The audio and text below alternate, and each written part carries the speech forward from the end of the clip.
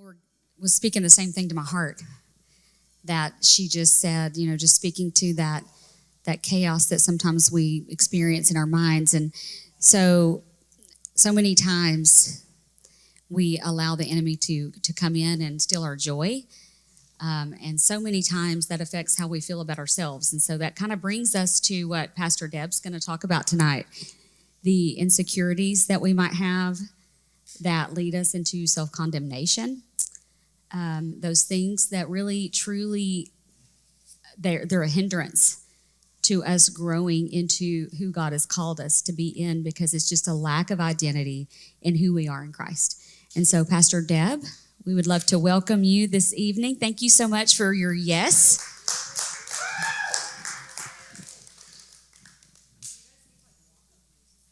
Oh, our own walk-up music, right? Personalized walk-up music. I don't know what mine would be, but yes. Okay, so let me just say, I am so overwhelmed with joy to see this room as full as it is. So I sat where you are sitting now. And so I think this is just so amazing that so many of you are saying yes to the more, and you're saying yes to the call that God's got on your life and to serving his kingdom. So I just want to celebrate you for a minute, because I think that's just so awesome. So, but having sat where you are sitting right now, I know that sometimes just listening to someone talk, and talk is not always fun. I would have nights where I was really tired and I was like, hey, I need to get up and move. Hey, I need to interact. I need to do something. So I want you guys to interact. This is not a lecture. This is a discussion. And we're going to talk about insecurity and self-destructive behaviors. And I really want your feedback all the time. So Sergio and Daniel, could y'all move that whiteboard over this away for me, please? All right. So you have your handout. I am a bullet point person. So you don't have a lot of detail on here, but you got the major thoughts on it. So feel free to add what you would like. All right, so we're going to talk about, sorry, I just ran into you twice. So insecurity, butt bumps, okay. All right, so we're going to talk about insecurity and self-destructive behavior. So I thought what I'd like to do is let's just touch on what those are. Let's touch on why those are important, and then we're going to dig in a little bit, okay? So insecurity, so anybody want to take a stab? Insecurity, what is it? There's no wrong answer. Good. Anxiety, doubt, self-doubt, not good enough.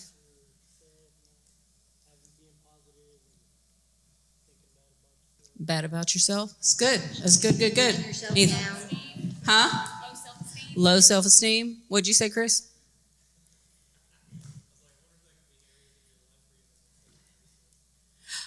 Most definitely, I think. Yes. Lack of confidence. Yes. Areas where we haven't accepted grace yet. Anything else? I'm not hearing anything from this table.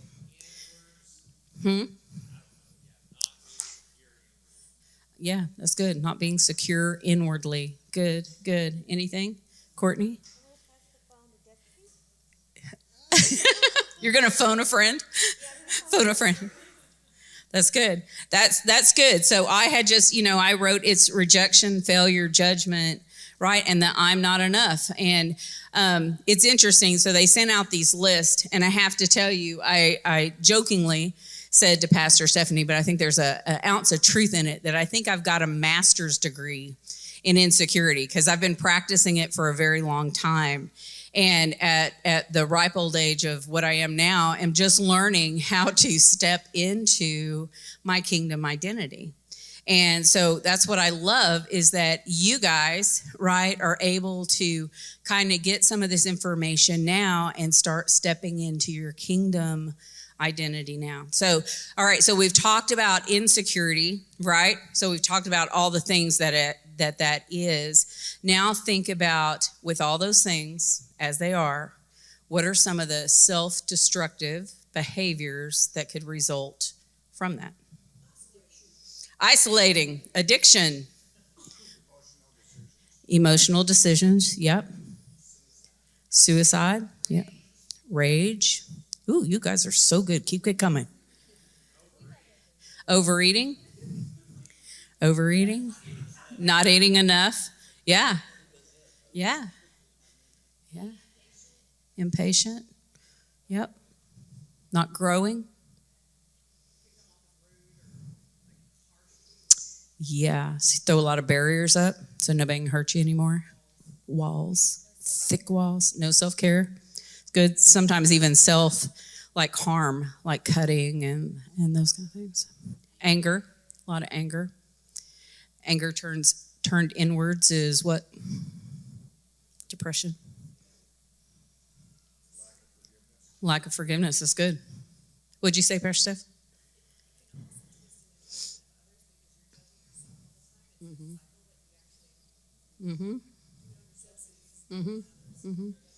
Yeah. And I think I was looking back and I had to speak on judgment at the Freedom Conference. And so when you do that, you always realize just how bad you are at that particular topic. And just realizing like how much I'd come into judgment, but it was almost a self-protective measure because I was going to judge them and deem them unworthy before they could get me, right? So I was almost unqualified. I was disqualifying them. Like, nope, like you're not going to be able to hurt me. So judgment's a big one. What else? Anything else? Bitterness. It's good. Yes, y'all covered all of it. And oftentimes it's trying to prevent, right, hurts. It's a lot of times it's a protective measure, right? You're not feeling great about yourself and you're trying to put things in place so you won't get hurt anymore. So, all right, so we want to talk about the why. So sometimes we're sitting here and we're like, hey, what does this really have to do with leadership in church or leadership in my business? And just think about if you're dealing with insecurity, if you've got those self-destructive behaviors going on, how do you think you're going to be in leadership? Not so good. Yeah. I mean, because that can manifest itself in lots of different ways, right? And we're called to love people and help people grow. And so we can see where that could really not only hinder ourselves, but also hinder those that we are trying to build up, right? Those that we are trying to equip. Make sense? All right. So the solution, right? The solution is to overcome our insecurities and our self-destructive behaviors. We must establish, and I got this bold, and I tried to make it as big as possible, the right and proper identity.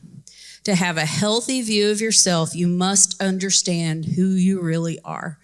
And the more that we're digging into what you guys are studying and TSSM and leadership, right? Just within Thrive Church and going through the Freedom Conference. And it seems the single thing, right, that can cause so many issues is not having our identity set in the kingdom.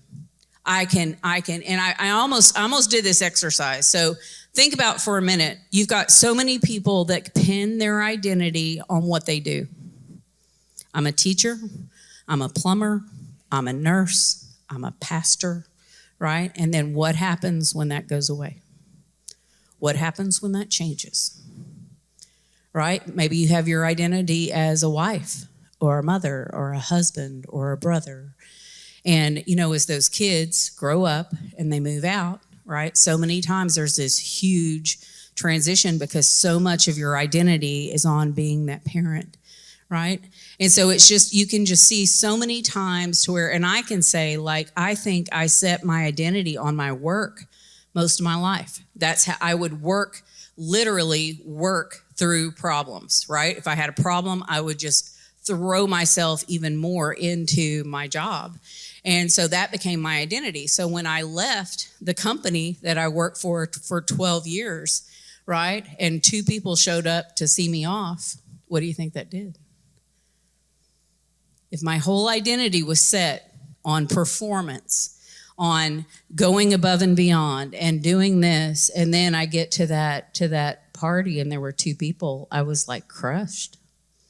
And I had my identity in the wrong thing. So instead of just realizing who I was as a son or daughter of God, right? I thought it's performance based. And then how many of you can look back on maybe right now, maybe your childhood, but so much of your identity, your approval was set on what you did.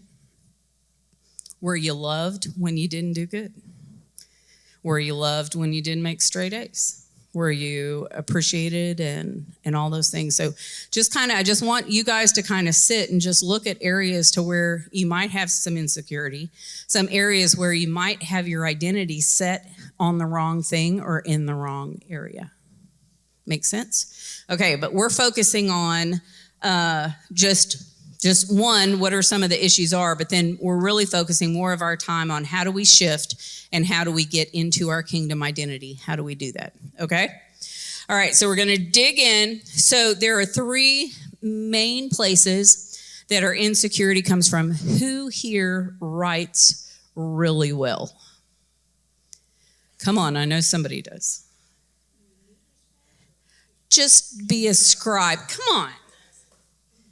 All right, so we're just brainstorming. Again, this is discussion, right? I don't have all the answers. We're finding them together. So we've got three areas that insecurity comes from. So the first one is from culture. So let's put culture up there. I want you guys to think about, right? Because we live in a culture currently that is pretty canceling and condemning. So y'all think about how can the culture, so school, media, friends, church even, right, set up insecurity. Brainstorm, throw stuff out there. As you throw stuff out, she's going to write it down. There's no right, wrong answer. Comparison, yeah. So maybe like with commercials or something like that. Social media, it's good. Fashion, wealth. Somebody said something, I didn't hear it. Was it you? No? What else, culture-wise? Huh? Employment? Mm-hmm. The ways that culture can breed insecurity, can set up insecurity in us and in others. Sexuality. Physical appearance, sports. They are on it. The best. That's okay. You're okay. Spelling doesn't count. Just get close. Hey, when all else fails, I just write really messy and nobody knows what it is. Okay, I think sports. What else? Culture. Right now we've got anybody know what's happening tonight other than this amazing class? Yeah, so politics, right? Got a whole bunch of love speak going on right now, right? Food how? Explain.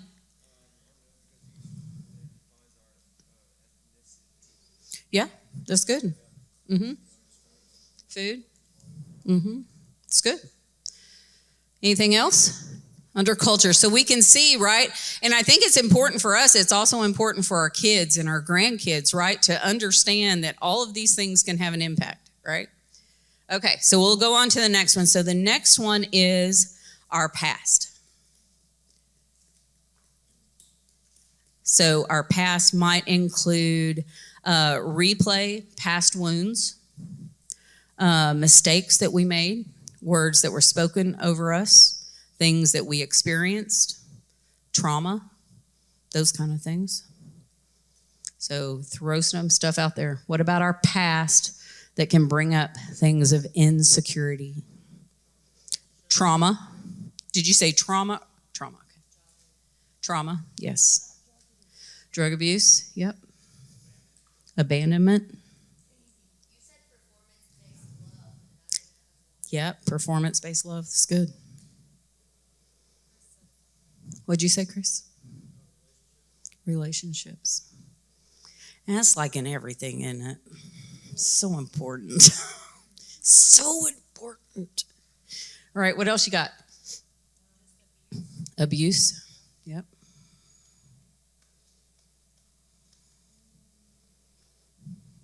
Anything else?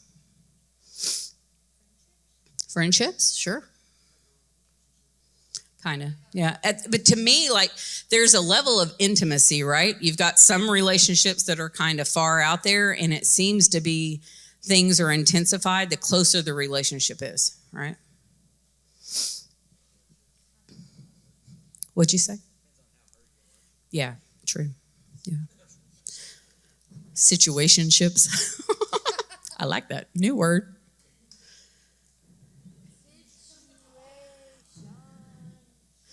So can you guys see how the enemy can use like all kinds of things to come against our kingdom identity?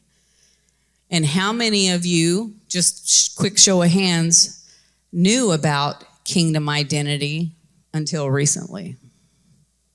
Because you are you. So, I mean, I think a lot of us, this speaks to a lot of us grew up, went to school, have gone to church, have had many jobs, and didn't understand the concept of kingdom identity. We set our identity on what the world told us to set our identity on, which we can see is not the best source, right? So we can kind of see how we run into some issues. Okay, that's good. So when I was asking the Lord about this, and this is the thing that he showed me. So I'm going to see if it makes sense. But he was showing me that each one of these things, like each time we come into a situation like that and we get an insecurity, it's almost like a shark taking a bite and taking it away. And then he comes and he gets another one, right? And we start becoming, we don't know who we are. We've got so many holes. We've got so many missing pieces. And I was thinking like, okay, so and I know this is really like graphic. I don't know why I was thinking about sharks. But let's say he takes my arm, right? What am I going to do if I don't have an arm? I'm probably going to kick like crazy, right? So again, that some of those, as I'm missing something, now I'm overreacting with some self-destructive behavior, right? So I think just whatever, maybe not the shark, maybe let God give you a better image of this. But I think it's just, yeah, we just have to know that these are taking pieces. Ungodly soul ties. Yeah, it takes a piece of us and it takes it on away. That's great. We need Jesus. All right. Okay. So now let's look. So we have some of these things. So maybe in a different color, let's look at some of the self-destructive behaviors. They may be related and maybe they're not related. So some destructive behaviors are just things we're unaware of, right? If you grew up in a home with abuse, is that normal? You think every other house this goes on. So you're not aware, right, that there's something unusual about this, right? So any other things? So think of things, self-destructive behaviors, and option one is things we are unaware of. So now let's think about things that we might be self or destructive behaviors that we may not even be aware of that might be causing issues in our life. Friends, friendships, maybe those relationships. Oh, that's such a good one. Oh, such a good one. It's so sneaky too. Yes, control. You don't struggle with it at all? Can I tell you something funny? I got to spend time with my daughter in Seattle, and we got to have some really awesome conversations. And we got onto the subject of spiritual gifts. And she said, one of mine is control. And I'm like, honey, that's not a gift. Not a gift. But yes, you got it. And yes, we need to deal with it. So yes, control is not a spiritual gift. All right, what else? What else? Things you might be unaware of. Silent treatment, how to deal with things, maybe coping.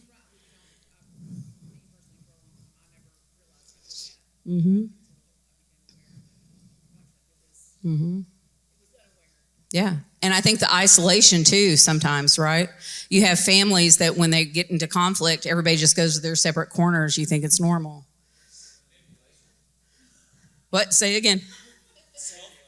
Self and manipulation?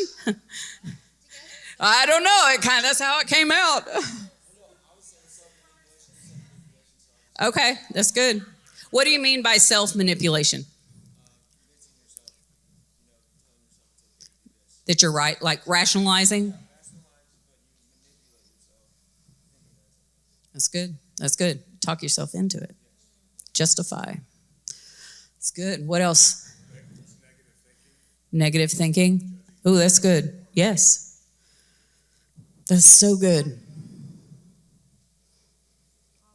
Anybody else? Like, I know I do that. Like, I can beat myself up more than anybody else can beat me up. Yeah. So, indifference, where you just don't care, or you act like you don't care. Indifference. I am so glad you're writing and I'm not having to. I can't spell. What'd you say? Pride. Ooh, that's another one. That's huge. Yeah, like delaying things, procrastination. Ooh, man, y'all are good. Self-destructive behavior.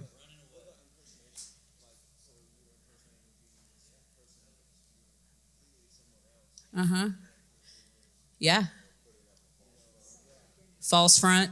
Have you guys ever heard about social chameleon? Like, you can kind of see the situation and immediately you can say, oh, I know what they want. It's manipulation. But yeah, that's good. Impersonation. Huh? Family. Yeah. Just how you interact with each other. Rejection. Mm-hmm. Cool. These are big ones. You guys remember, are you seeing any topics from the Freedom Conference on this list? Okay.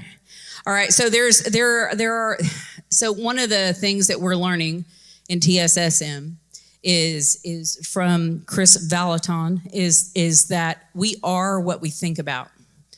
Right? So if we're thinking about the negative all the time, if we're thinking about the abuse or the insecurity or all these things, right, it almost perpetuates itself. And so that's one of the things we have to know, that sometimes that's just part of our, like, that's just how we've grown up doing it, right? And so our minds just kind of keep circling around these things, and that in and of itself can create them or kind of bring them into being. Okay, all right, so now we got to go to, you want to go to the back side of the board so we don't lose everything? I don't know how to flip it.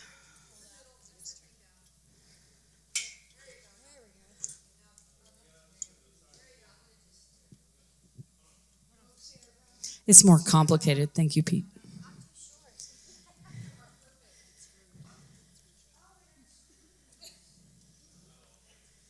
Okay, so while they're doing that, I want to tell you about, I got to see an interview with Tucker Carlson and Tulsi Gabbard. And one of the things they were talking about, she was talking about how when she got elected to go to Congress, right? There are so many people that get elected, go to Congress, they're going to do a good thing, right? They're like, hey, I want to change this. I want to do these things. I want to get things right, all this stuff. And she said, what is so sneaky is that once you get there and people start hearing that you're from Congress, right? All of a sudden you start getting treated differently. You don't have to wait in line at a restaurant. You are seated automatically. You don't have to pay for this. You don't have to pay for that. And she said she's seen so many people go to Washington with really good intentions, but because of these things they're unaware of, right, it starts changing their identity. Now I go from wanting to make a change to being entitled, right? I don't have to stand in line. I'm a member of Congress. I don't have to pay for dinner. I'm a member of Congress. So just think of how these things can subtly happen, right? And really starting to affect like who we are and how we think. So, all right. Okay, so another area of where we can start to get destructive behaviors is we've been hurt. So we've touched on it a little bit. So there's 3 areas where we've been hurt. So there's parents, and then romantic. Yeah, next column, romantic. You're good. And then the next column is life. So let's think about some of the things we've already talked about. Like you guys have already said under parents, like abuse, neglect. What else with parents that could create some or kind of cause you to have destructive behaviors? Addictions, it's good. Being everything on the front of the board. Yeah, just put everything on the front of the board. What else? Yes. Okay, so sometimes when we have been hurt, right, it can cause destructive behaviors. So right now we're looking at hurts that came from parents and how that might initiate or cause a destructive behavior. Destructive, we're identifying maybe the cause or what it was and maybe what the destructive behavior was. Mm-hmm. Mm-hmm. Self-abuse. Mm-hmm. So like from abuse, we can have a destructive behavior of abuse, right? From like a trauma response. So I'll share my trauma response with y'all. I didn't know this is what it was called, but this is what it was called. So there have been some times when I have been in a situation to where all of a sudden that I'm feeling threatened, right? Something's going on, and it might be something totally benign to everybody else, but to me, I'm seeing it as something very like harmful is coming. I don't feel safe at all. And what happens a lot of times is I have an overwhelming emotion that rises up, and I normally express it via tears. Like I just get very emotional and I can't stop crying. Like I can't. And I have this overwhelming thing that I have to leave. Like I have to leave the room. And so it happened in a staff meeting one day, and it was totally benign, the discussion, but it reared up to a memory, right, in me, and I thought I'm being like, I don't know, it just felt like I was being hurt. I was about to get hurt, and I couldn't talk, I couldn't think. All I could do was cry, and I knew I just had to get out of the room, right? And so I literally grabbed my stuff and bolted out of the room. And then I was able to, thankfully, from some very good friends, right? One, I was able to identify that panic, that anxiety, that overwhelming urge to leave was a trauma response, and that's how I had dealt with trauma my whole life, right? But I didn't understand why it was coming up for a totally non-traumatic event, right? And it was just something. After some time, I was able to remember the event that caused it was a 5th grade math teacher, right?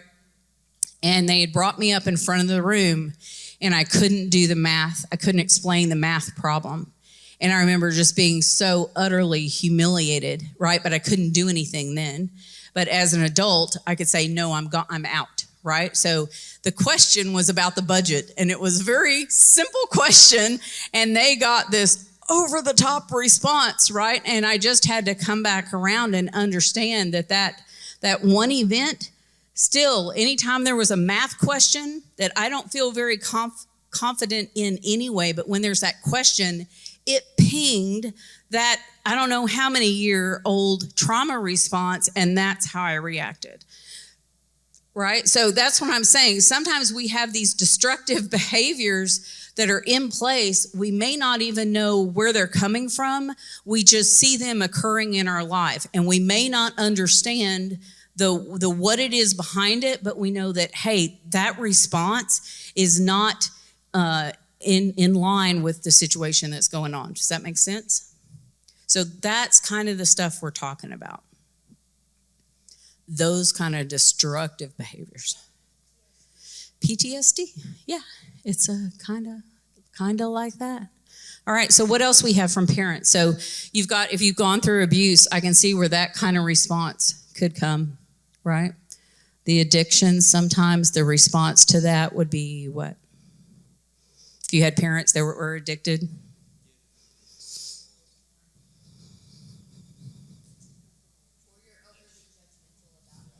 That's good. So it's 2 ways, yeah.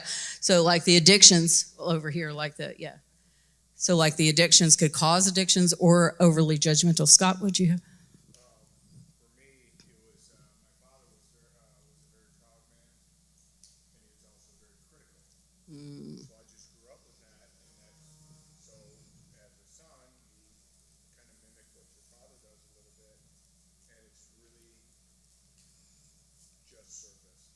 Mm.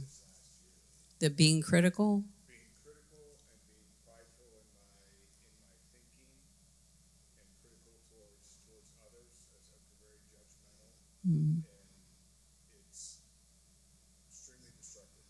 Mm. And I'm just Does it cause like mine? Is there almost a oversensitivity when people are critical, or you sense that they're critical of you? yeah, unfortunately, Steph has had to deal with that, and when she's just trying to be, for instance, she'll just try to be caring and say, Scott, have you remembered to do this, or don't forget about this. Mm. I'll be like, yeah, I know, rather than just going, hey, thanks for reminding me, Mm. and all she's trying to do is care for me. Yeah. But all I've ever seen Yeah. is Mm-hmm. don't question whether I know that or not. Mm-hmm. Yeah. I know that. I know what I'm doing. Yeah. And that's how, and it's put, and then you start to read these books, Mm-hmm. what pride is, and how the good Lord looks at pride and go, oh, I gotta go before the Lord and just say I am so sorry Mm-hmm. Yeah. because of this thinking, Mm-hmm. and he hates it. Mm. He hates it. He doesn't like it. He hates it. And it's that behavior. So I think there's a space. I'm just going to talk to you because I've had to walk through this. But there's a space of just coming before him and just saying, like, this is pulling up something in me, like I don't even understand all the tentacles, but Lord, forgive me. Yes, forgive me, but Lord, I need you to heal it. I need you to heal it, because I can't tell you all the times I had talked to Tammy and to Pastor Steph, but it was just like I didn't know what to do, and it was just like, help me, like, Lord, I don't know how to fix this. And so I think just coming to him, right, and just like, I get it. I know this isn't the right way to respond, but like forgive me for what I've done, but know that he loves you. He doesn't hate me for that response. He doesn't hate you for that response. He doesn't, no, you're right. He does not like pride, but he loves you enough to help walk you through that, right? So that's so good. Thank you for being vulnerable.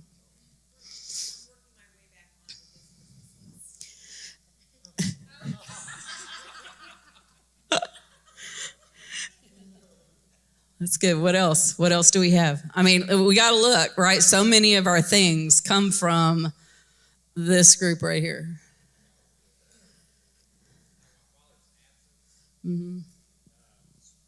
Made me question everything about how to be a father. Mm-hmm. I don't know how to quite put that into words, Mm-hmm. but it's like his absence made me have a, I don't know.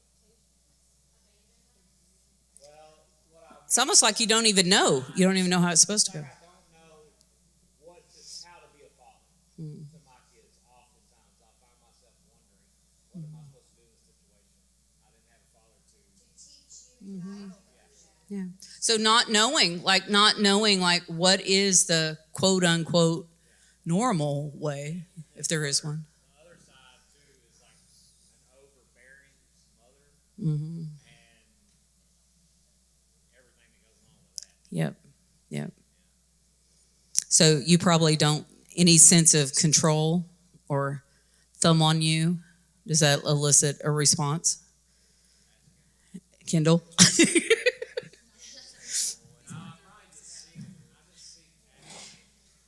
Really more than anything. I say overbearing. I probably should say overcaring. Okay. Enabling. I guess overcaring. Anyways, it put that for me. That puts a response of seeking to be seen, Mm. seeking approval. Oh, that's good. Oh, that's so good. Seeking to be seen, heard, and approved of. We hitting on some stuff now. Unhealthy protection. Seen, heard, and approved. Which, by the way, those are some of our core needs, right? Huh? Yeah. Yes, ma'am. Unhealthy attachments. Mm-hmm.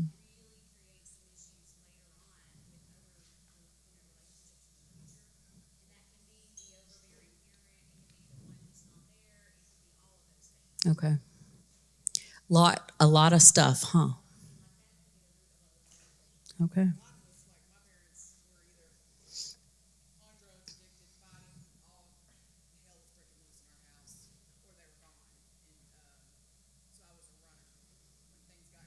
You'd run. Mm-hmm. Mm-hmm. Me and you so much alike. Like, got us some. Was that Runaway Bride? It's Runaway Girl. Yes. Like, I'm on my way. All right. So let's look at romantic relationships. So we're seeing now the effect, right? That just destructive behaviors that can come from relationships that aren't good. Let's look at romantic relationships. No, you're fine. You're good. You kind of did it all together. You're doing great. Okay. You're doing great. All right. So romantic relationships. So there's things like infidelity. There's abuse. What else? Old baggage. That's good. Soul ties. What else? Romantic relationships.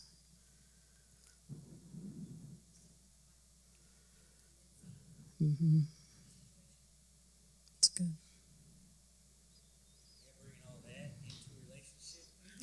Yep. Kind of not be a great situation, huh? Nope. Carrying all this baggage into that. Yep. Yeah, that's a good one. Mm-hmm. Yes, that expectation. Expectation. For me, I had a lot of self-protective behaviors that would actually push people away, right? Just so from the stuff I went through as a kid, I just put up great big old walls. Like, I'll let you get this close, but not any closer, right? Mm-hmm. What else? What else?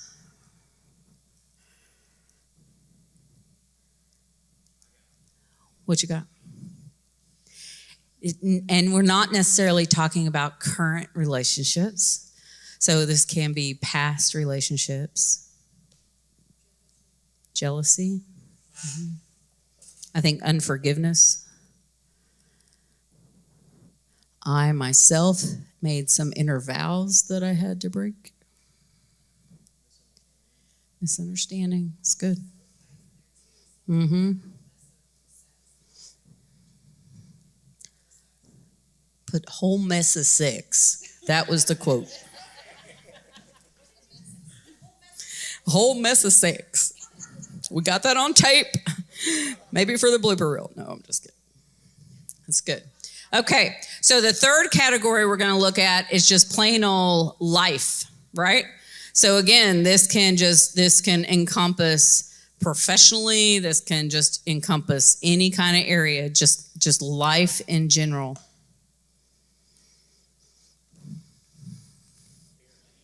Fear of man. There you go.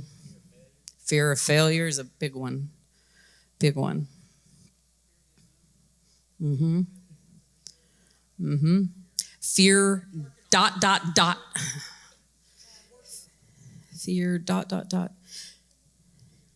Fear. Fear of man, failure, just fear of the unknown, being misunderstood. Being heard wrong, being misunderstood. All right, what else? What about in work environments? Anybody worked in the corporate world? Yes. Yes. Oh, good. Yes. Jealousy, striving. What else we got? What about illness, death, grief?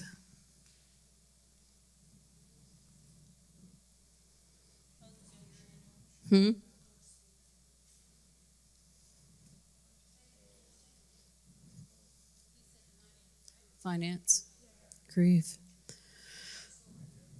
Yeah. That's good. Fear adapting to the culture. If you're having some of these, how open would you be to taking risk? Probably goes one way or the other. You're either high risk, like you don't care, or you're afraid to take any risk at all. Huh? Iffy? Envy. Good, good. Jealousy, envy. Good. Iffy. I'm iffy. And you know, that could be like trouble making decisions. Indecisive. Nice. That's a much harder word to spell. It just sounded.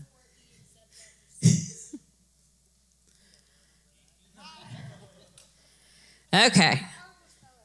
All right. So let's look at all of these. So just looking at this side, not even looking at the other side.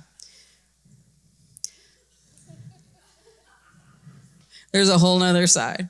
So we can see what these could do to each of us individually. So now let's think about how these could affect those that we lead. How could this affect the teams that we're put in charge of? The people that we are supposed to be nurturing and equipping and growing and encouraging in every way. Yes. Freedom sessions. Yes. Yeah. We all need one. So I think part of this is really just to start thinking about, right? Like, so let's just pick one. Let's look at being prideful and critical, proud and critical. What are some of the ways that could come out as we lead? I'm overly critical. Say that again. Angry. Mm-hmm. Mm-hmm. Impatient. What if you're hearing all the time what you do wrong and you're never hearing how you do something well? Because if I'm overly critical, what am I seeing? I'm seeing all the things that were done wrong. What'd you say, Chris? Fear? What else? Carelessness? Let's see, let's pick another one.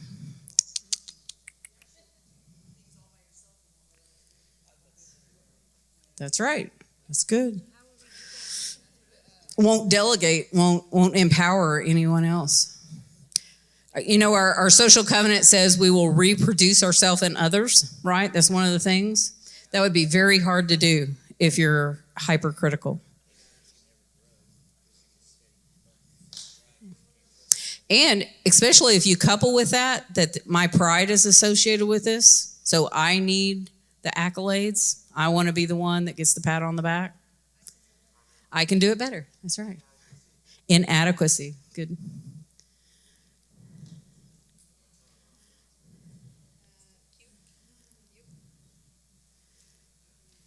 Just write it really messy and nobody ever knows. Okay. All right. So let's find another one. What if...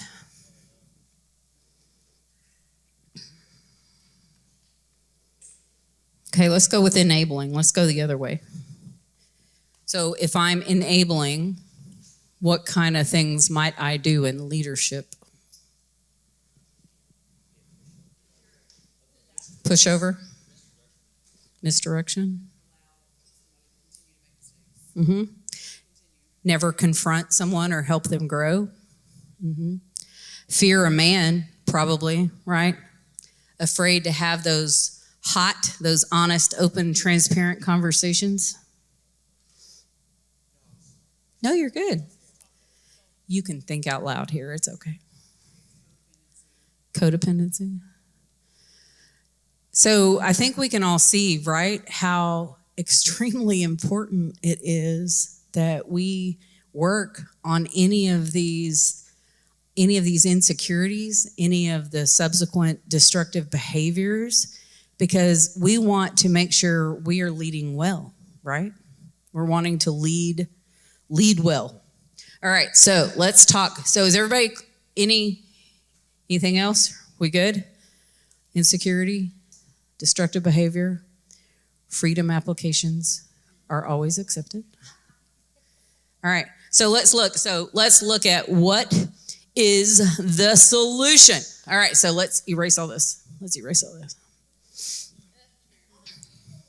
All this beautiful writing.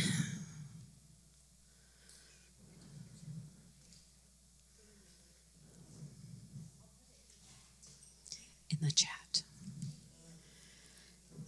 Okay, so the solution is, right? So we talked about before, we become what we think, right? Does everybody agree with that statement? We become what we think. What's the other statement? Your thoughts become your words, and your words become your actions. There you go. That's how it works. I think there's a Bible verse related to that too. Yeah. All right, so here's the solution. So we need to be our real selves, right? I don't need to try and be Pastor Stephanie. One, I can't do it. Two, if there's two of us, like we're in serious trouble, right? So we need a Pastor Stephanie. We need Chris. We need Tammy. We need each of us. We were put here, so think about this for a second. Before we were born, the Lord knew. Yes, it was sad, but now that you're here, we're so excited. But God set on each of us a special purpose, a special call. These unique traits that are just Lisa, right? I mean, these things that only Kendall can do. Only Kendall is going to think about these things, right? And so just knowing that we're here for a specific purpose. We are beautifully and wonderfully made, right? We are his child. So the more I sit and I think about that, like if my mind could fully comprehend that I am his daughter, how much of the stuff around me would matter. Like I just want to walk in how he made me. I want to walk knowing that he's making me, he's growing me, he's proud of me, he hears me, he approves of me, right? And I'm walking in that. And even if I mess up, he's like, that's okay. Let's not do that again. Let's try it this way, right? But I'm not sitting there beating myself up with shame and condemnation, right? I'm just saying, okay, let's go. Let's try something else. Okay. So somebody look up Ephesians 3:14 through 19.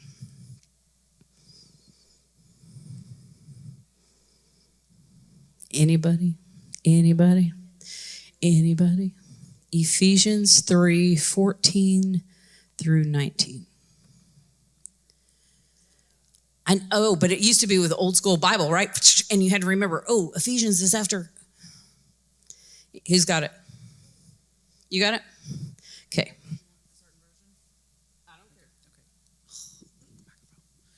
For this reason, I kneel before the Father, from whom every family in heaven and on earth derives its name. I pray that out of his glorious riches he may strengthen you with power through his Spirit in your inner being, so that Christ may dwell in your hearts through faith. I pray that you, being rooted and established in love, may have power together with all the Lord's holy people to grasp how wide and long and high and deep is the love of Christ, and to know this love that surpasses knowledge, that you may be filled to the measure of all the fullness of God. All the fullness. Yes. So rooted and grounded in what? Rooted and grounded in what? Rooted and grounded in what? There you go. Okay. All right, and I love that, like, he wants us to know how deep, how wide. Think about that for a minute. To God, who the stars are his tent and the earth is his footstool, how much does he love us? I mean, guys, it's hard to wrap our head around, but that is how much he loves us. That's how much he loves us. So how many of you have learned about the tabernacle? Old Testament tabernacle. Okay, so as you come into the courtyard, right? This is the altar, right? I'm looking at you because we've done the same thing. I've sinned, right? You must hate, right? You must hate. He doesn't hate us, but he hates that thing that we did. We lay it down, right, on that altar, right? Some of us get stuck at this altar. We ask for forgiveness, but we're still walking around in that guilt and that shame. We're still walking around replaying that thing in our head all the time, right? You know what the next station is in the tabernacle? I'm going to say it wrong. But so as they get done, the priest, right? Could you imagine? Like, they're cutting up all kinds of animals, right? So they're like head to toe in nastiness. And then they come over, I believe it's called the laver. It's a big bowl of water, right? And as they wash, right? What are they washing? Right, and they're clean. And as they look into the still water, what are they seeing? Themselves.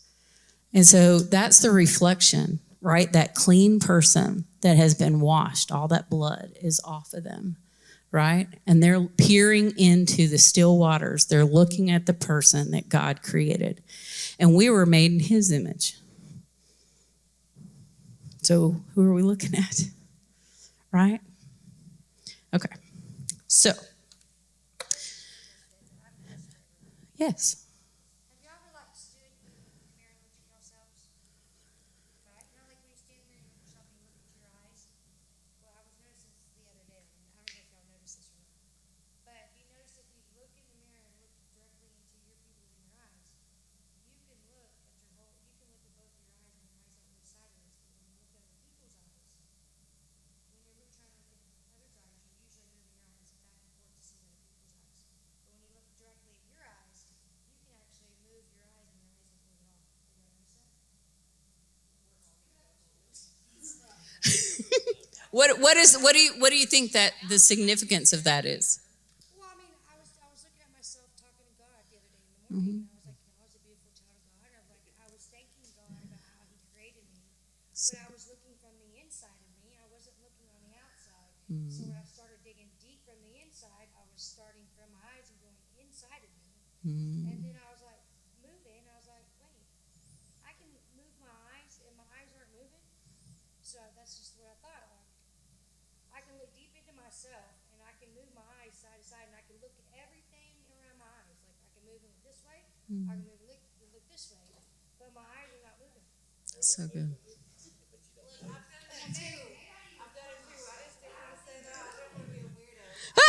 Okay, good. We have a second. That's interesting. That's so interesting. And you know, the eyes are the windows to what?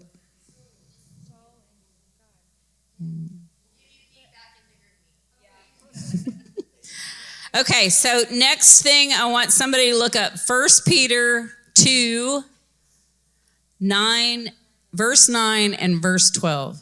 So 1 Peter 2, 9 and 12. Who's got it? Who's got it? You got it, Donna? Donna, you have to hold it right here, right on your chin.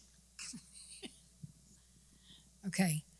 But you are a chosen people, a royal priesthood, a holy nation, God's special possession, that you may declare the praises of him who called you out of darkness into his wonderful light.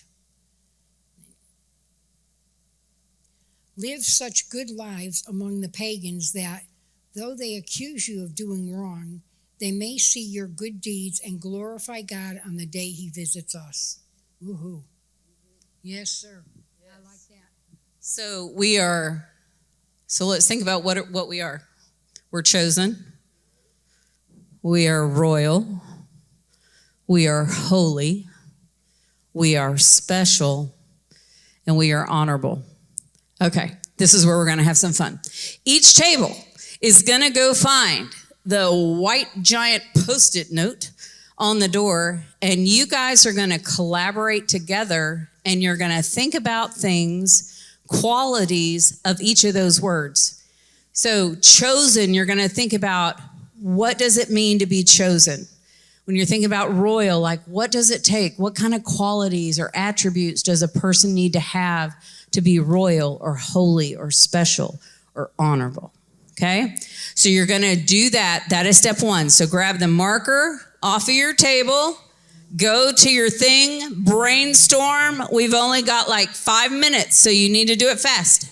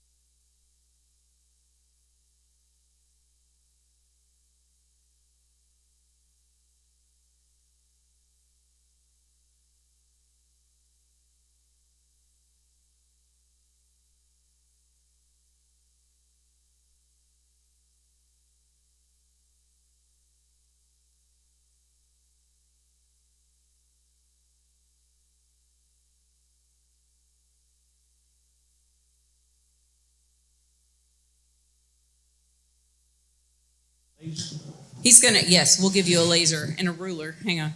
All right, so you're gonna take this and you're gonna tell us what you guys came up with for each of these. So descriptors for each of these. So for chosen, we came up. Wait, how are we presenting these? Like what is the? Okay, so Qualities like that a person. right. So we chose purpose, teachers, pastoring, and being known. For royal, we have wisdom, calm and collective, confident. For holy, we're loving, bright, filled with the Spirit, joyful, sanctified. Sorry, being chosen, special. And then for special, we have presence of the kingdom, honored, valued, worshipers, seeing the light. For honorable is respect, righteous, honesty, obedience, trustworthy, and honored. Thank you. All right, table 2. Who's going to present? Table 2. Jake. Jake, come on, Jake. Jake from State Farm. Yeah, just put it up over there. Jake. All right. So, Here you go. There you go. Here's the mic. hello. I didn't write none of this. To be honest, they just copied it off something. But anyways, yeah, cheaters. Do I just read it off? So just start with chosen and just list all the descriptors. Okay, well, there's a lot. They wrote a lot. Chosen, to be picked, wanted, valued, qualified, loved, preferred, confidence, royal, regal. Don't know what that means.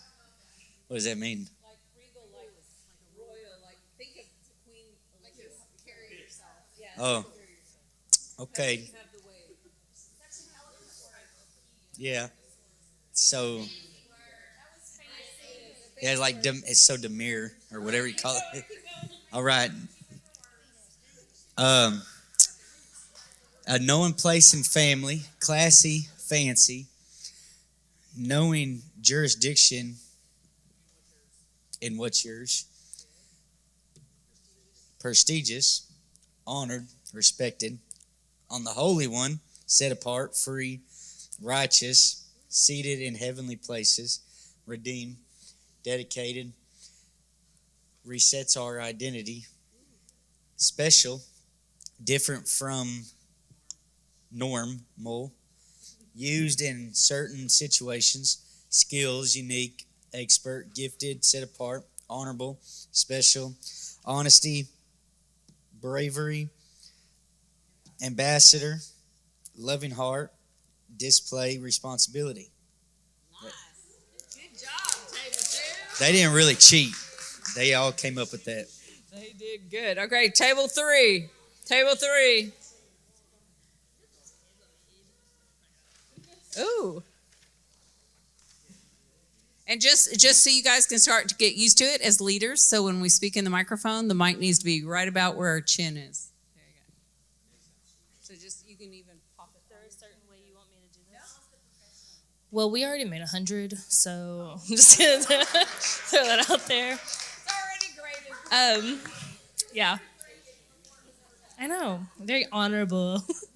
Okay, so we have specifically picked, loved, for royal, entitled to kingdom, popular, plentiful, inheritance. For holy, we have pure-hearted, anointed. Special, we have Donna, Justin, Kyla, Scott, and Deanna. Unique and favored. By design. Honorable, we have respected and favored. Nice. All right. Good job. Thank you. Yes. Good job. Okay, table 4. Who's presenting?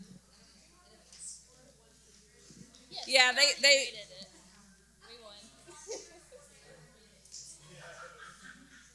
Here you go.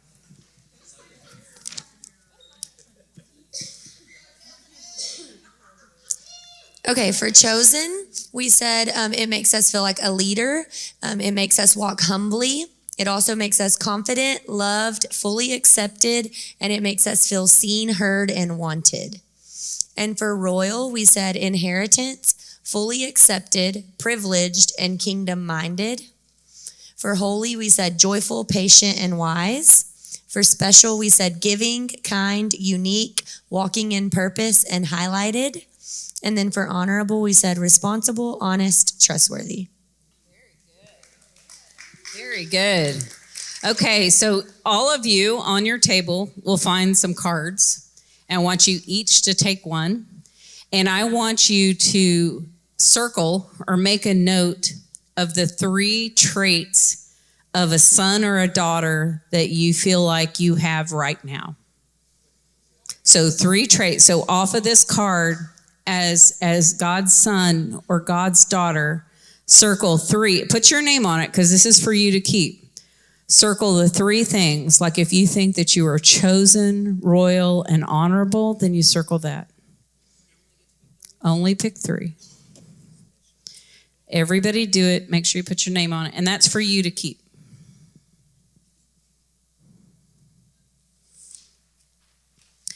And so as you do this, think about the ones that you're not circling.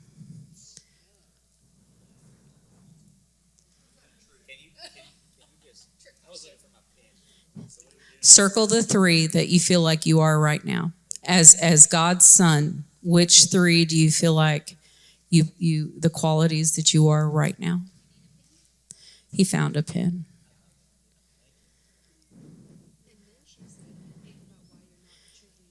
Well, circle those first. Can't get to the end of the thing without doing the first part. Okay. So I want to ask table 1, are you done?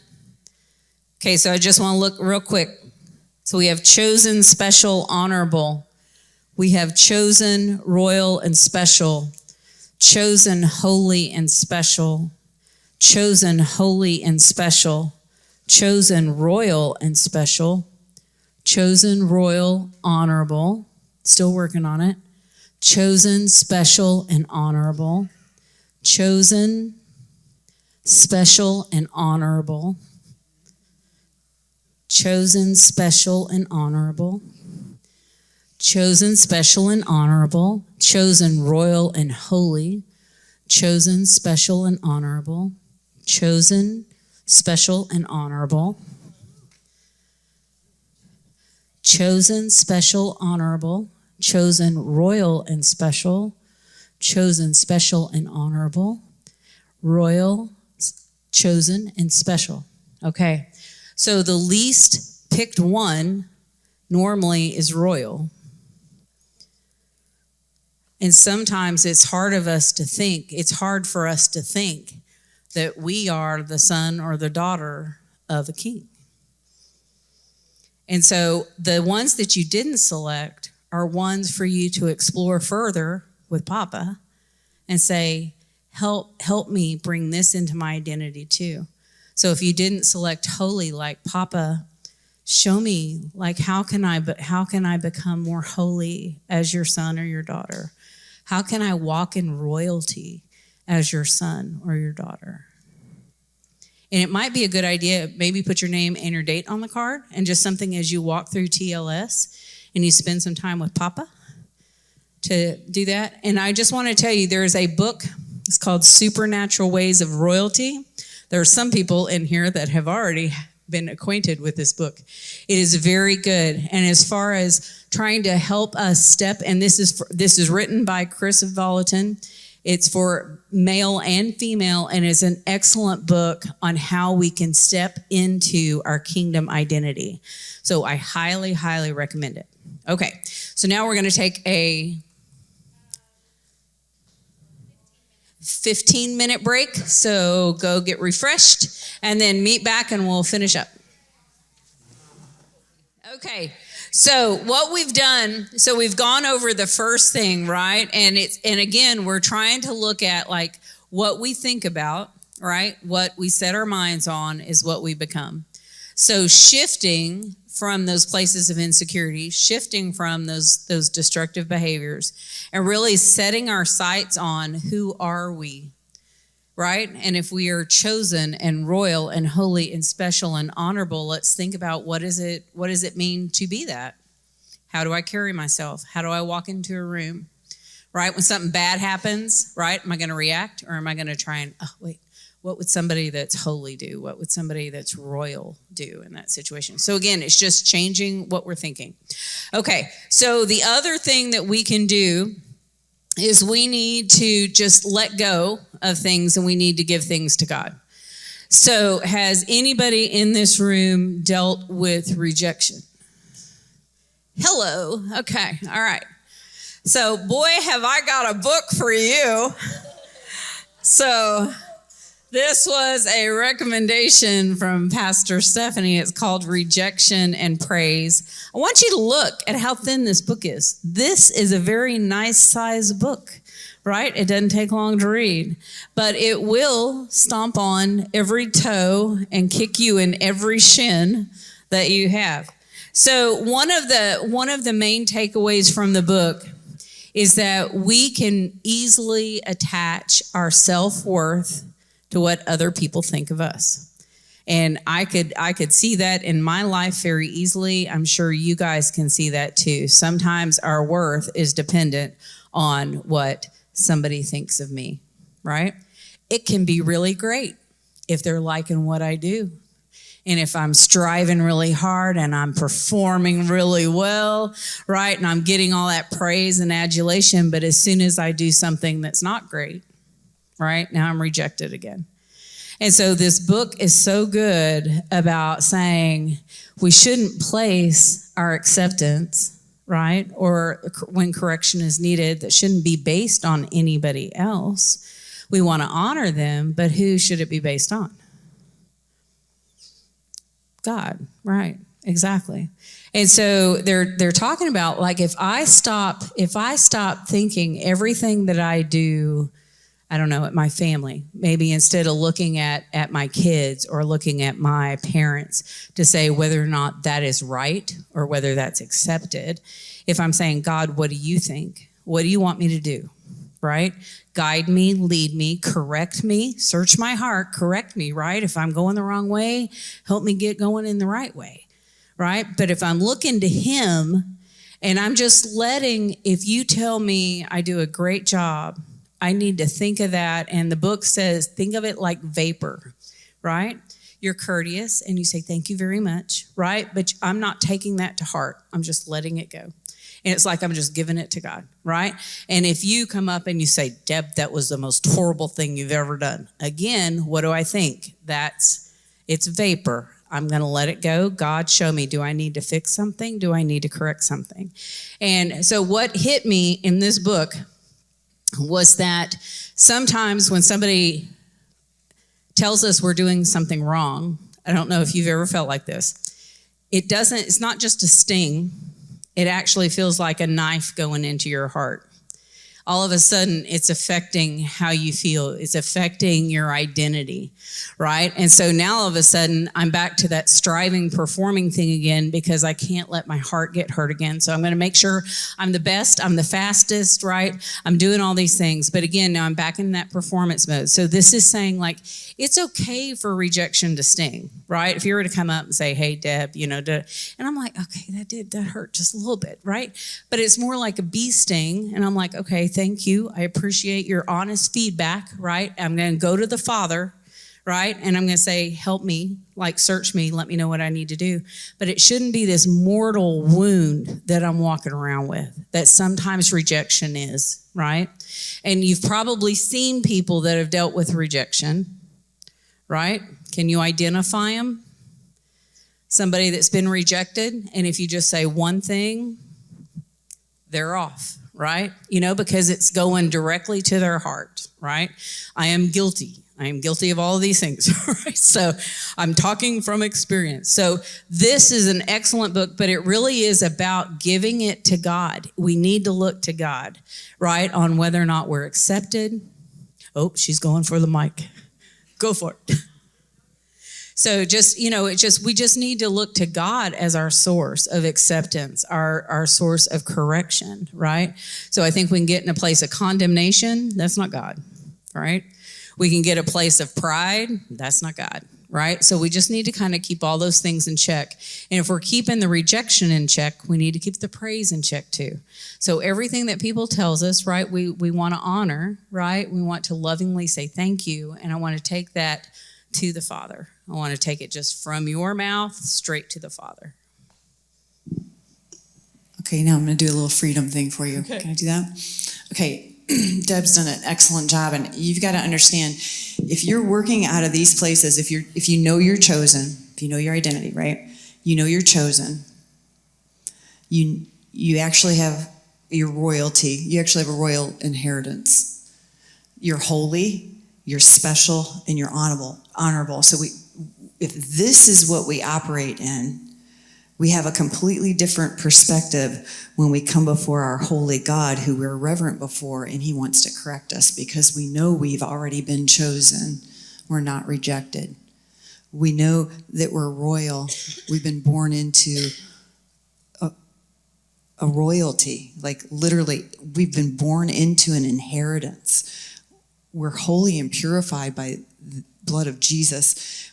We're marked as special, and we're considered honorable. We walk in the righteousness of Jesus. When we're not in a healthy identity, I can take something that Kendall says to me, and she may just make a comment that she has no idea, but if there is a wound deep inside of me that has not been healed, then it is fleshy. It's actually a target that the enemy, it's like a gaping thing that the enemy is like, feed me, Seymour, like feed me.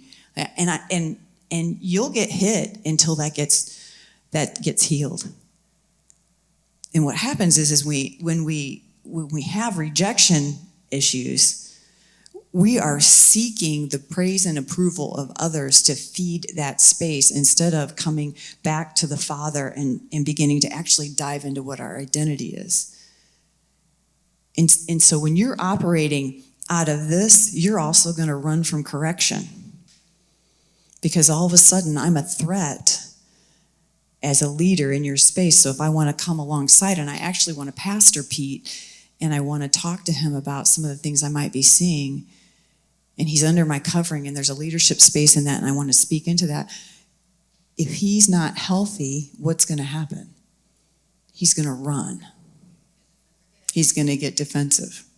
He's going to take offense. He's going to twist what's being said. It's going to be skewed. It's a horrible cycle that we have to break out of. And as daughters and sons of the Most High King, that's what Deb's trying to get you to see in this. This is the space we live out of.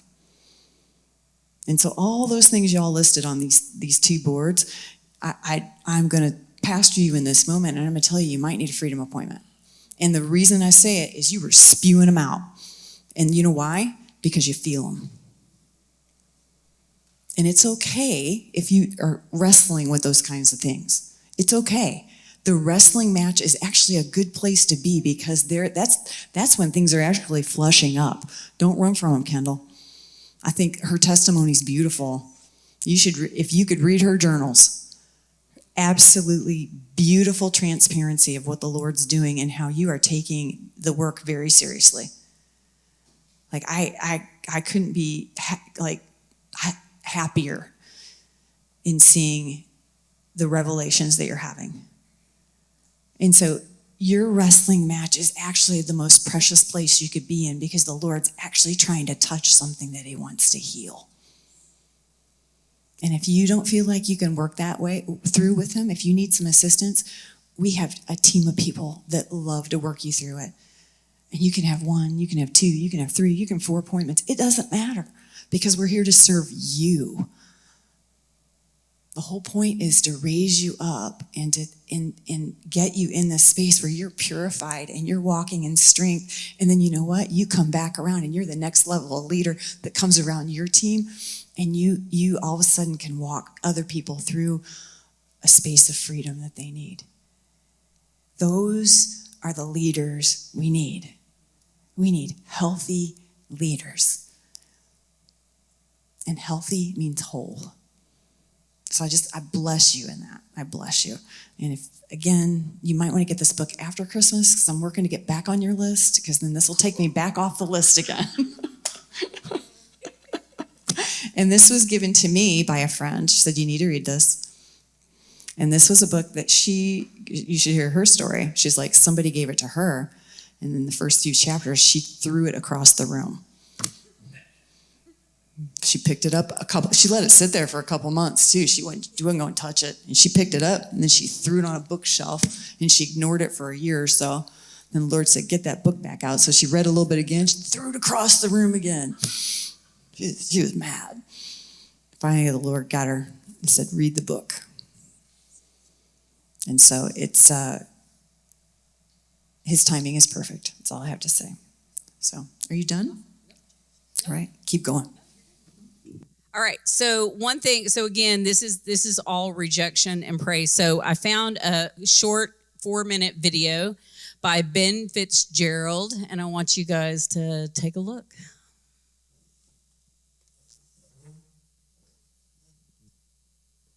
This is so good. Yes. Yes. I mean, there's so much packed into those 4 minutes. I'm going to post it on your TLS thread so you guys can go back and check it out because it really is jam-packed, but it's about being authentic. It is about being the you that God created, and it's also looking at God as your source, right? You're not in competition, right? We're not in competition with each other. So many good things. All right. So the other thing to kind of get from just starting to become these daughters and sons is to be honest with ourselves and God and with others, right? And that really comes down to accountability. And it's kind of like Pastor Stephanie was saying, right? Like just being in a place to where others can speak into you. Right? And so where they can come around you and they can lovingly have conversations with you, right? That time when I had run out, right, from the budget meeting, Pastor Stephanie was able to come around and start speaking into me. Tammy was able to start speaking into me. I need that. You need that. We all need that. Right? We need people to lovingly come around. And so it's just kind of being with those that you can be in accountability with. And that's one of the biggest benefits of tribes is because we can get with a group. We can take the mask off. We need to be the me that God created me to be, right? And all my hot messness sometimes, right? And they love me and they're going to speak into me, right? They're going to speak life into me, but they're also going to call me on my stuff if they need to, right? So we need that. So it's just making sure that you're putting yourself in a spot. One of the best ways is with tribes, but just being in a place to where you're loving each other well, and loving each other well means I'm going to love you so much. I'm not going to let you keep doing something that's destructive, right? I'm going to lovingly come around you and love you and talk to you and support you. Make sense? Okay. All right. And then the very last thing is that we just need to be responsible. And I think if I flip this board over and we look at all the ways that we've been hurt by family, right? We've been hurt maybe by the world, right? By the workplace, all these places where we can get hurt and injured. It is so easy to come into agreement with a victim identity, right? Instead of being a son or a daughter, right? I'm a victim, right? I was abused as a child. That's my badge, and I'm just wearing it everywhere I go, right? And it really is saying, let's come out of agreement with that, right? Because God made you a son or a daughter. He made you a survivor. He made you. With him, we are able to overcome. So I'm not a victim. And I don't want to be in that place of being a victim, right? So I think you guys are going to go in depth about that at some other point in TLS, but just know that we want to come out of agreement, right, with that victim mentality, and we want to proactively go after that overcoming. Okay. The other one is to be self-reflective. So we've kind of talked about that, right? We always want to be asking the Lord, like, search my heart. Search my heart. If I'm going to him, right, for my acceptance, I'm also going to him for my correction. And so I want to just be fully open, right, with him and say, what is going on? Like, help me figure it out. Last night, we had a ministry moment, right? We had this ministry moment, and I got ticked off because I wasn't in that ministry moment. Everything was being said, and I'm like, I don't see nothing. I didn't get nothing, right? And so I'm, I can feel what was this little frustration, just more and more and more and more and more. And so by the time I left, I'm like, God, what is it? Like, what is it? Right? And all of a sudden I got this flash, like, do you want to see it?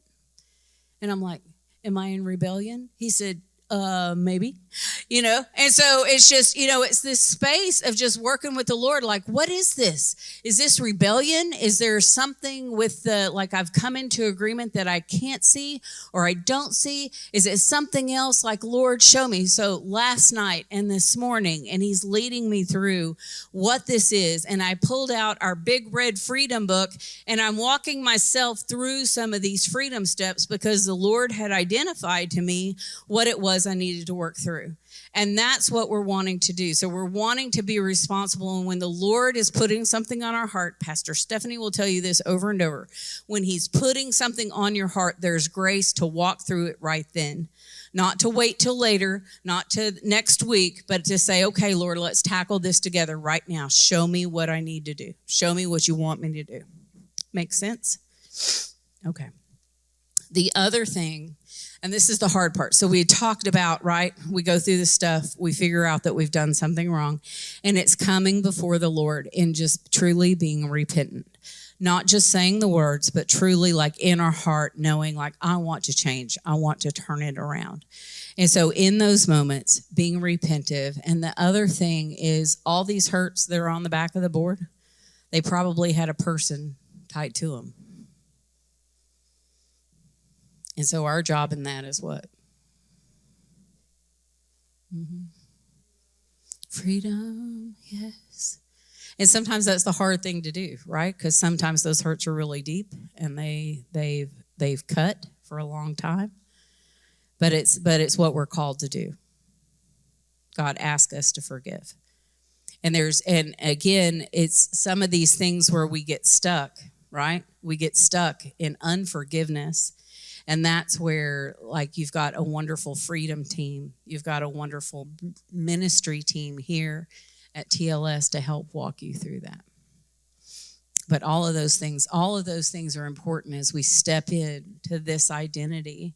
We can't carry unforgiveness, right? A royal son and daughter doesn't walk around with unforgiveness.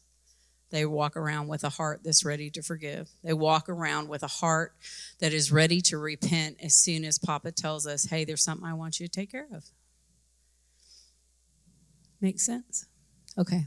So all of this was really just trying to just get you guys to see what he's wanting you to walk in. Not all this junk on this board, right? Not all that. He wants you to walk in this. He wants you to walk in this identity. And so I encourage you, right, to lean in. I know sometimes it's hard, right? I know sometimes it takes work, right? It takes effort. Sometimes it's easier to default to this, right? Because it's what we've done. And so sometimes this is the harder thing to do, but it is so worth it. It's so worth it. So I just want to encourage you guys to just step into your kingdom identity and walk. Wow.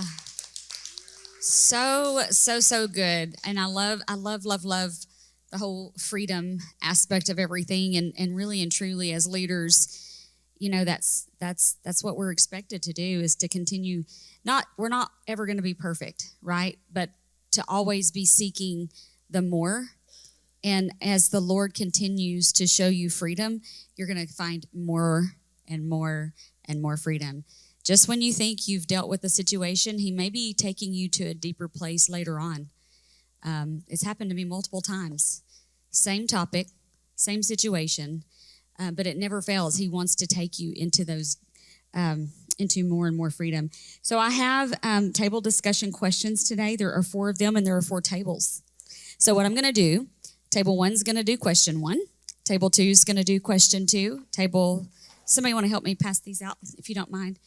So we'll do it that way. We have about 10 minutes that we're going to work on this. So a very short little discussion. And then if we have time at the end, Pastor Stephanie had something she wanted to share.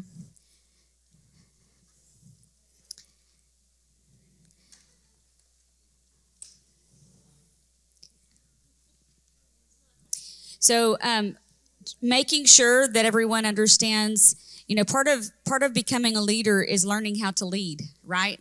So the expectation is that you're either leading or you're co-leading a tribe.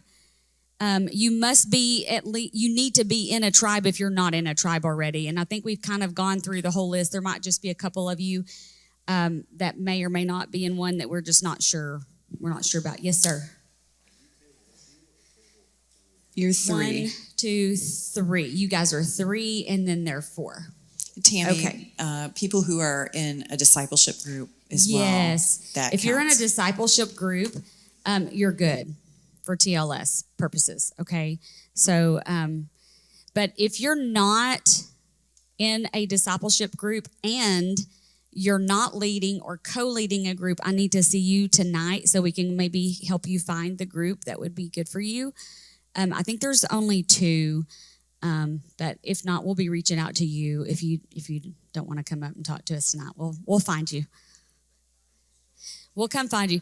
Well, but why is it important for us to be in a tribe, guys? Why is that important? Yeah, to be open, to be honest, to share, to build those relationships, and really to find more and more freedom, just like what we were just talking about.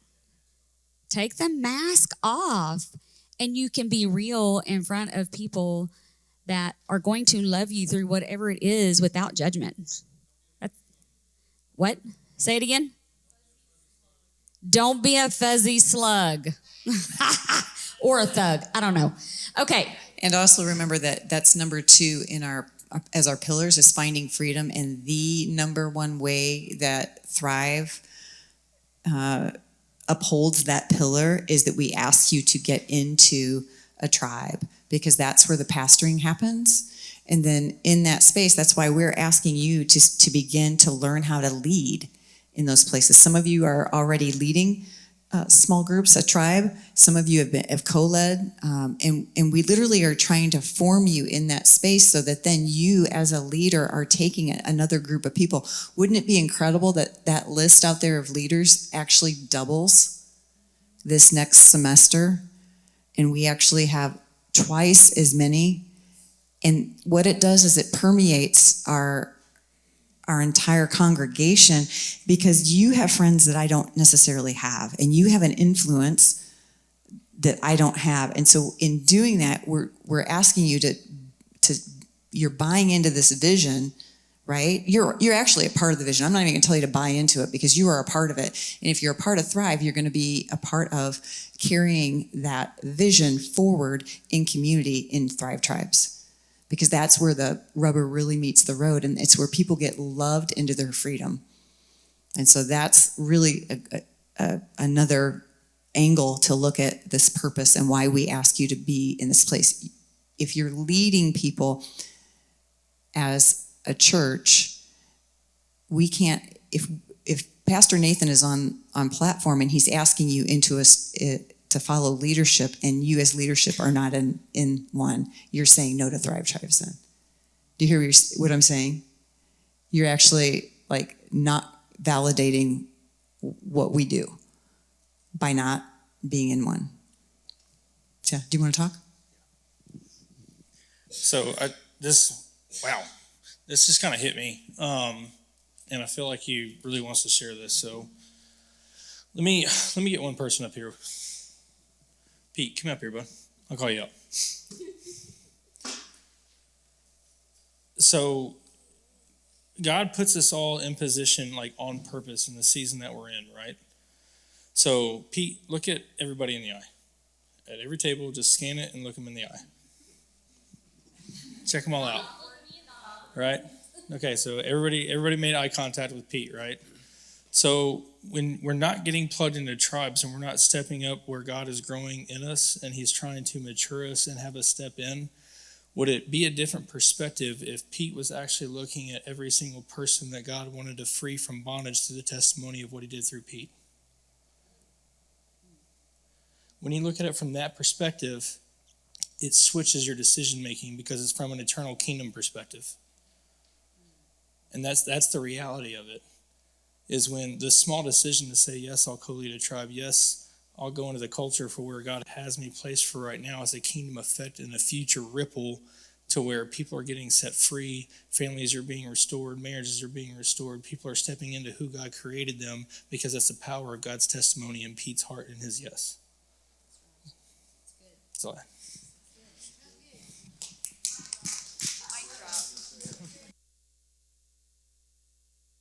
Okay, so it is 8:17 right now. If you guys want to work on your discussions for the next, it's 8:18 now. Okay, so 8:25. At 8:25, we will come back together for the last 5 minutes and just discuss your question. So go forth and discuss.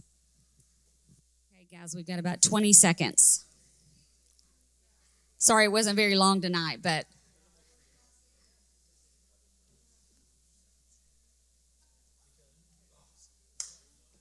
y'all need a mic. Okay, so what we're going to do is table 1, you're going to go over question 1 with your mic at your table, table 2, then table 3. You should each have a mic.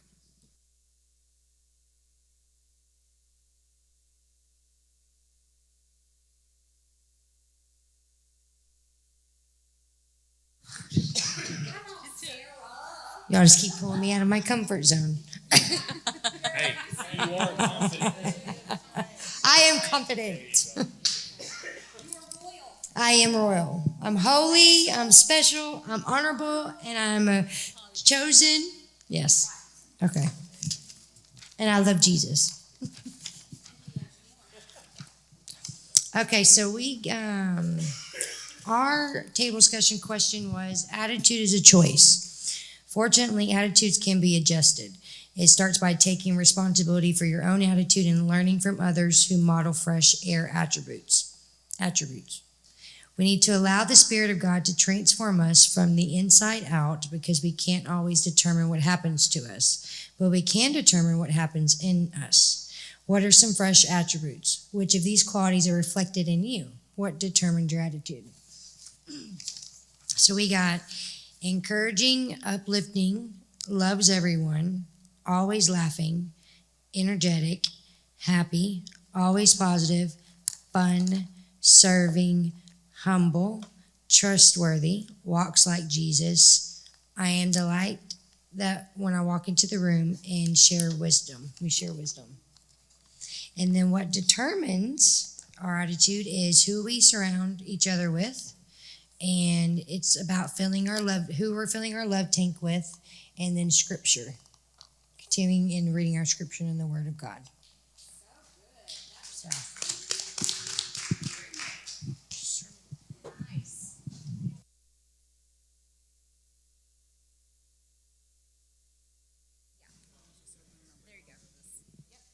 Okay.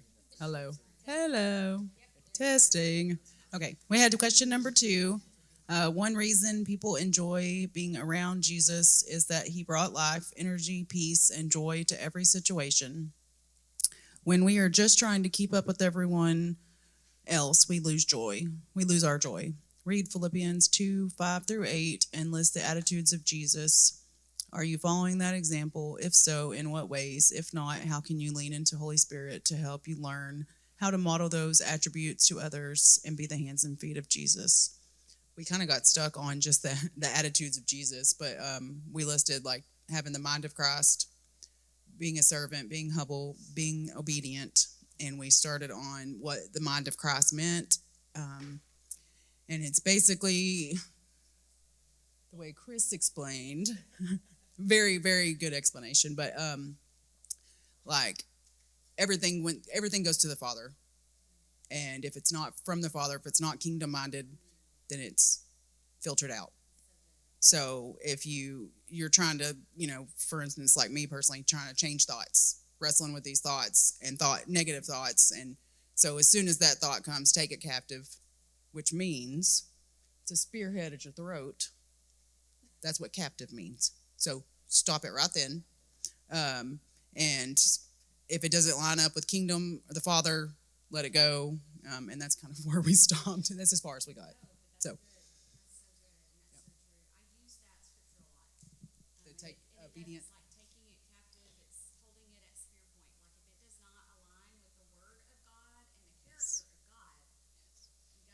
So good. Yeah.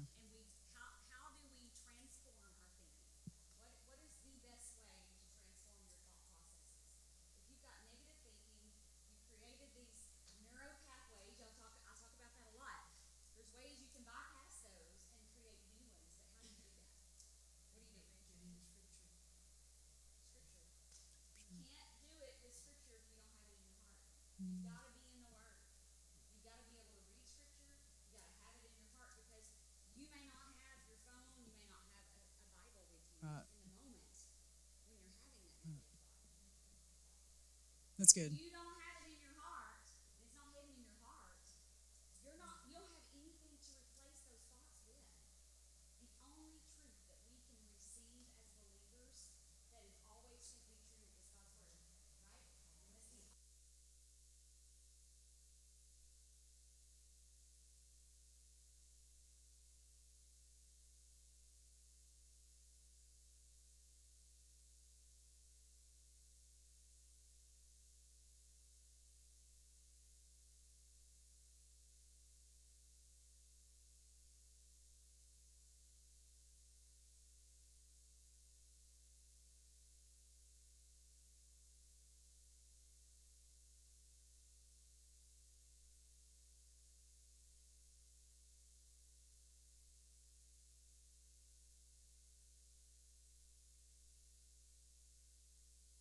Push the button.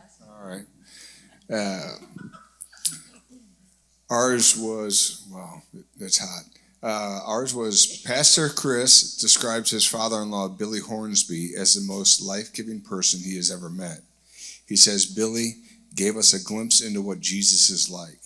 Read pages 70 to 75 and describe what Scripture tells us about how Jesus imparted life, love, joy, and peace to those around him.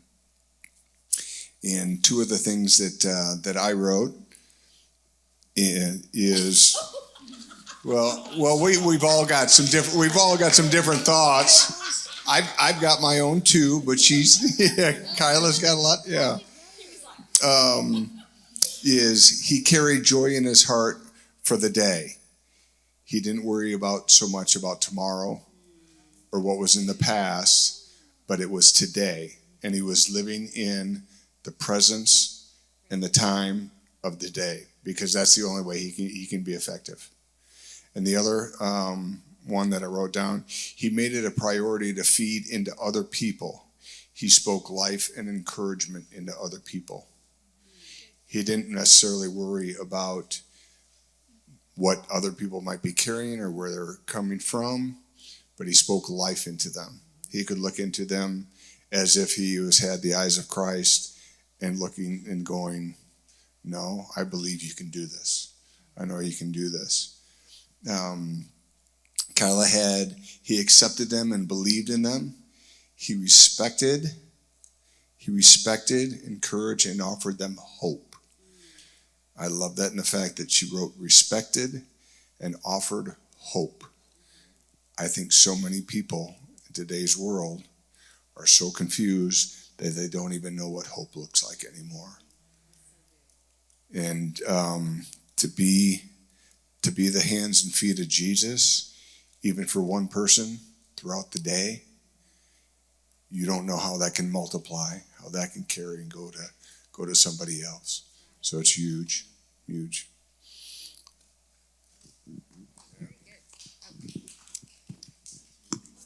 Okay, table 4. Boy, I'm a little more alive now. All right, so we had, who has modeled a great attitude for you, and how have they influenced you to grow closer to God and be a life giver? I won't lie, I feel like we got the more personal question. We really did. We just kind of took a moment of self-reflection in that in our lives. So some of it's kind of personal. So I won't go into detail unless asked. So for some of us, the who are the first connections. That very first time that you remember someone bringing God and being diligent in your life from a young age.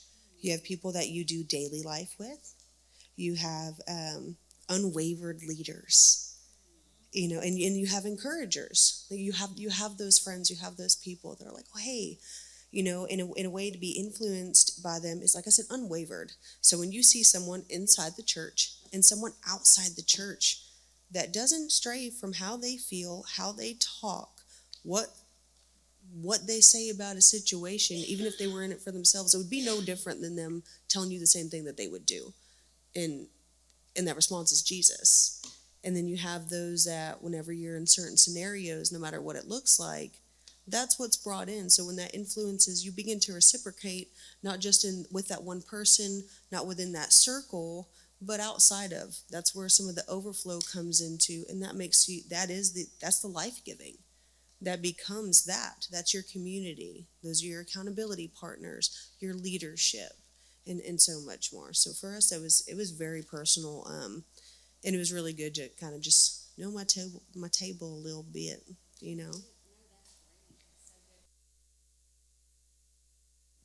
There are certain attributes that those people, those influential people have in our lives. And what I heard is people who are steadfast, people who poured life into you, that you remembered because they were life-giving and they showed you love unconditionally. So, so good.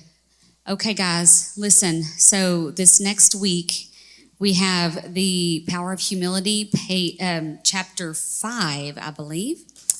Would you check in your journal and make sure you have that in your journal? We have some extra stickers. We're not really sure why we have so many, but we just want to make sure you've got yours. Open transparency. Are you telling off on yourself? Okay, good. Thank you for your honesty. That took courage. Anybody else want to confess? No?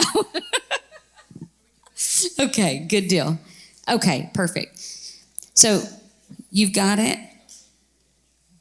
Oh, well, there you go. Okay. So we have that. Please take the time to really reflect with the Lord, and really process it with the Lord. And sometimes you may have a short, little blurb. It might just be a mic drop sentence. But then other times you may have to process a lot more. Okay, and then we have the fresh air chapters, 5, 6? 7, 8. I'm sorry, we just did 5, 6. 7, 8. So that is your homework assignment. And then you already have the reflection questions in the learning world. So please don't forget to do those. It really is to kind of communicate and connect with everyone, not just people in our tables. And I'm going to try to do a better job of jumping in and starting to respond to you guys. I noticed that was something that I had kind of failed to do, and so I want to make sure that I'm also a part of that as well. So any questions, comments, concerns? Pastor Stephanie, do you have anything? Okay, who would like to pray us out? Oh, thank you, Scott. Heavenly Father, we just thank you for this time tonight. Thank you that we live in a country where we can come and gather and we can just worship you at any time, at any place, without any fear. Dear Lord, give us the courage to be transparent. Give us the courage to grow our relationships with one another, within our tables, within our group. Give us the courage to change, to be more like you, to stand out. And as Sharon said, not only here, but out in the world where people need to find out about hope and they need to hear a word of encouragement. Let us be your hands and feet, dear Lord. That's part of the calling that you give each and every one of us. So we just thank you for our great leadership here tonight. The lesson was just outstanding, dear Lord. So we just ask a special blessing upon them, for them to continue to be steadfast. And dear Lord, we just thank you for Thrive to give us this opportunity to grow, Dear Lord, let our hearts just be filled with you and in all that you do, and let us carry the mind of your kingdom. Let us not forget who we are, and let us live that out in a bright and shining, joyful, happy way. And we just give you all the thanks and the praise in Jesus' name. Amen. So great tonight, guys.